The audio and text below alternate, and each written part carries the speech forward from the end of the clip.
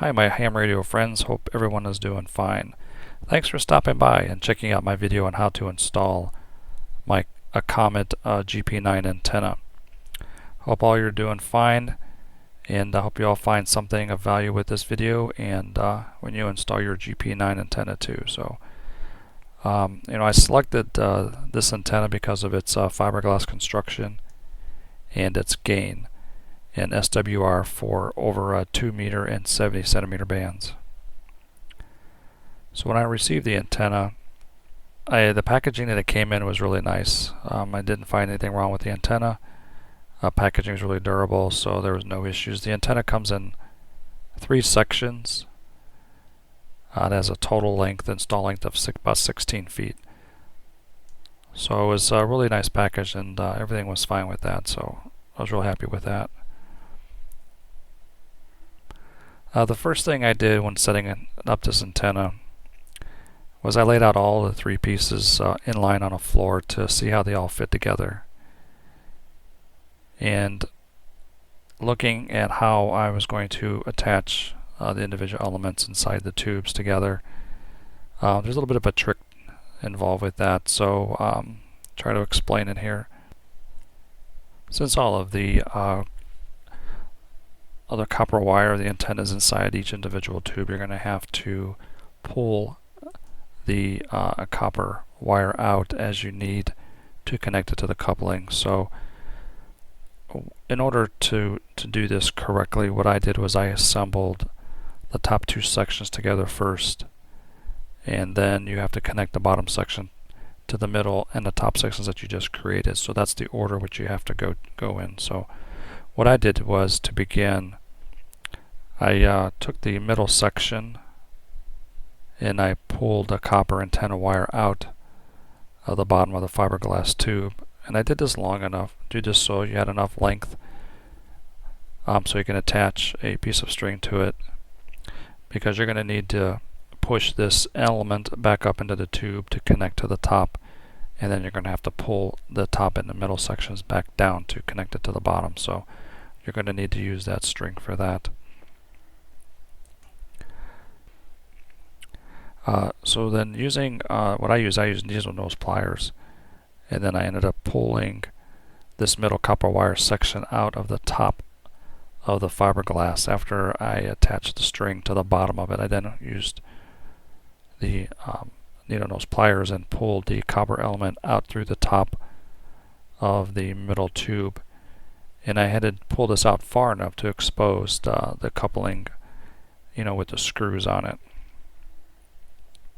Then once I did that, I had to use the pliers again to pull out the top section of the copper element and pull that out long enough so I can go ahead and I'll be able to connect the wire into the coupling with no issues and have enough room to secure it down. So to ensure a good copper connection, I used a good amount of copper conductive grease over the connections, and this reduces any chances of oxidation and limits any future problems I might have, because once it's installed on the roof, I don't want to have to keep going back up there or have any problems in the future. So once I attach the wire into the coupling, I then put a couple drops of Loctite into the screw holes, and then secured it and tightened it all down. After the connection was completed, I carefully just slid the top and middle sections together. Sometimes you have to wiggle it a little bit, but if you're careful enough, you can slide it together with no problems at all. And at this time, I didn't screw the plastic couplings on the outside together, because we want to make sure that you're not tightening the element down at all. You want to make sure it moves as freely as you can into the tube. So with that string that you had just tied on before, I went ahead and pulled on the string to pull both the middle and top elements down. Just kind of gently pull it, wiggle it a little bit, but you'll get the element to slide down enough so you can connect it to the coupling of the bottom segment of the fiberglass tube. So as what you did with the previous section, you want to make sure you put the conductive grease around the wire and a coupling, and make sure that prevents oxidation. And then also add the Loctite around the screws, and go ahead and insert the copper wire in the coupling and tighten it all down really well. And then once you're satisfied with that, go ahead and push the fiberglass tubes together to match up with the bottom, and just takes a little bit of work, some wiggling and some movement you might have to do, but you'll be able to get that together and get that all the way down as far as it has to go. And if you're satisfied with that, then go ahead and push the plastic couplings together and tighten those all up by hand, the two, and that should be all that you need to do for putting those together at this time. A couple other things that I did to kind of help myself and make sure that it withstands the weather is I went ahead and wrapped each of the plastic joints with flex tape. And as I wrapped it with flex tape, I started, as you can see, from the bottom, and then worked up over the plastic coupling, and then I went past the end of the joint a little bit to ensure that no moisture or water would get in there. And to ensure that it's a durable seal and just prevent it from any further wear, I went ahead and wrapped the flex tape with electrical tape.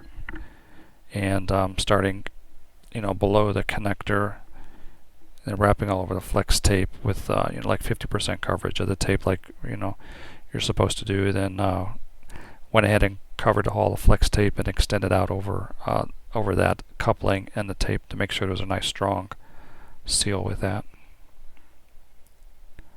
So now that the antenna is done, what you want to do is go ahead and we're going to need to now go ahead and mount this on the outside of the house. So to mount the antenna on the side of the house, what I did is I used an all aluminum mast, aluminum tube. It was 1 3/4 inch diameter, 1/8 inch wall thickness, and the mast was 8 foot long. And this seems to be a really nice sturdy tube. I want to make sure that the tube is really strong because of the length of the antenna that I have. To mount this on the side of the house, I had to make sure that it was really strongly supported, had some good supports behind the wall, so I had to run horizontal supports on the inside of the wall, which were screwed into the garage framing studs, and this provided a very secure mount for the antenna. The antenna is going to be subjected to very high winds. Got to really make sure that this is going to be strong and it can withstand that.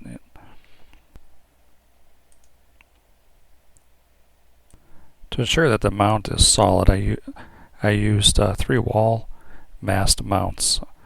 I wanted to do a little extra on this to make sure that it was a strong mount, to ensure that it can handle any high winds. And these were screwed into these supports with lag bolts. So as you can see, once I had this installed, I went ahead and slid the aluminum tube down through the clamps and secured that using the bolts provided with the clamps. Now that the mast is mounted, I can go ahead and raise the antenna.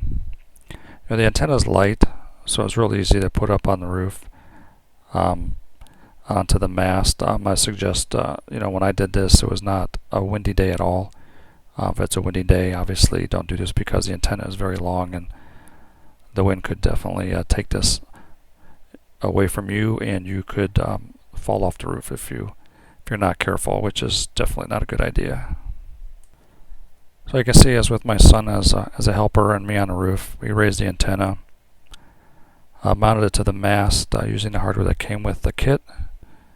I attached the radials, and all of it looked really well, went very well, and it all looked really cool.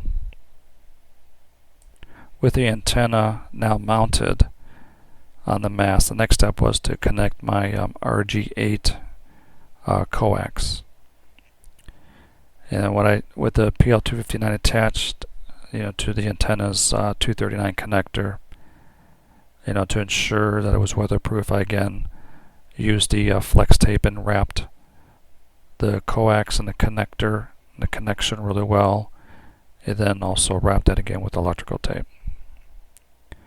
When that was done, we screwed on the weather covering that was provided by the Comet to try to keep some of the rain out.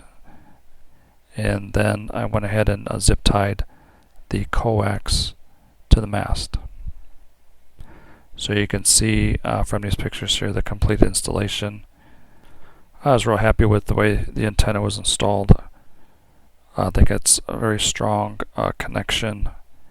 It's after I installed the connection and the antenna on the side of the house, we had some bad weather came through, some really high winds, and I was out there watching it to make sure it didn't fall off or nothing broke, and everything was fine. Everything went really well. So I'm glad I put the extra supports in there, and I feel more confident about it staying up there during really bad weather. So